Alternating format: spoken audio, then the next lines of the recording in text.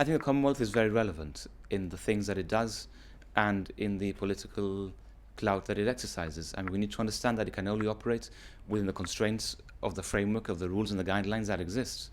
But within that, the notions, questions of like human rights, of democracy, they're very good at promoting that in different parts of the world. You have to bear in mind that this started in 1949 with the London Declaration, and it marked the development of the British Empire, first of all from a sort of a British Empire association almost, then it became known as the British Commonwealth, and then finally as the Commonwealth, in which everybody, all the members are free and equal members of it. And within that, there's a structure in which they operate, where they organize heads of government meetings in different parts of the world. There are areas like the Commonwealth Parliamentary Association, where Gibraltar participates in its own right. The Parliament of Gibraltar attends these meetings and has been attending for very many years. And obviously, perhaps the best known activity that they carry out are the Commonwealth Games, which take place every 4 years. So it's still important today. Do you think that it's commemorated enough? Well, let me say, in Gibraltar at least, we have a bank holiday. I think the UK doesn't even have the bank holiday, so that's a first step. But I do agree that there is room for more to be done, and perhaps we've concentrated on the EU in elevating our position there, in the United Nations. We now go to Washington as well. But I think developing links with the Commonwealth is something that we need to do further. And at the last meeting of the Joint Ministerial Council of all the overseas territories, one of the things which the territories are requesting is representation in the Commonwealth Heads of Government Summit. You'll recall that took place in Malta last year, and the Queen went to Malta, as did all the other heads of government, and the overseas territories themselves, and also the Crown dependencies, Jersey, Guernsey, and the Isle of Man, had been calling for representation in that forum. So there is work to be done, and I do think because the Commonwealth represents 1/3 of the population of the world, 2.3 billion people, and 53 countries, then I think there is scope for, politically as well, for Gibraltar to use those contacts and to develop them even further. Well, of course, we hear a lot about Brexit now. Is the Commonwealth an alternative to the EU?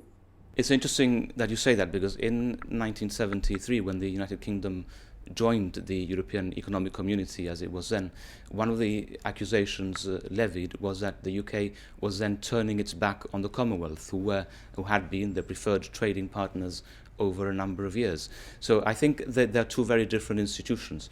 The EU is a framework of laws and of treaties, of which a Commonwealth is not. I mean, it's more of a loose association of member states who together, through consensus, deal with and handle a number of different issues. I mentioned the question of human rights, of democracy. There have been countries expelled from the Commonwealth in the past because of the poor human rights record. So I think that they're two very different institutions. What does membership mean to Gibraltar on the ground in terms of links and memberships? So what's in it for us? Well, let me say, first of all, politically, we gain very much from travelling to the Commonwealth Parliamentary Association meetings.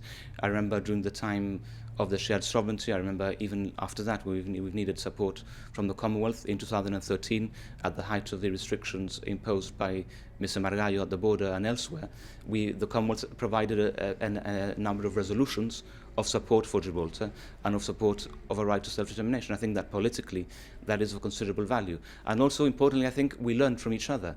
There have been instances also where Gibraltar, there were disasters, for example, in Montserrat or in other places, and where Gibraltar has raised funds or has provided equipment to other areas of the Commonwealth that have needed our assistance. And even now there have been a number of policemen deployed to other territories as part of that cooperation. So I think we're part of a wider family. We belong to a wider family of nations with the same values, the same language, the same culture, and the same political traditions.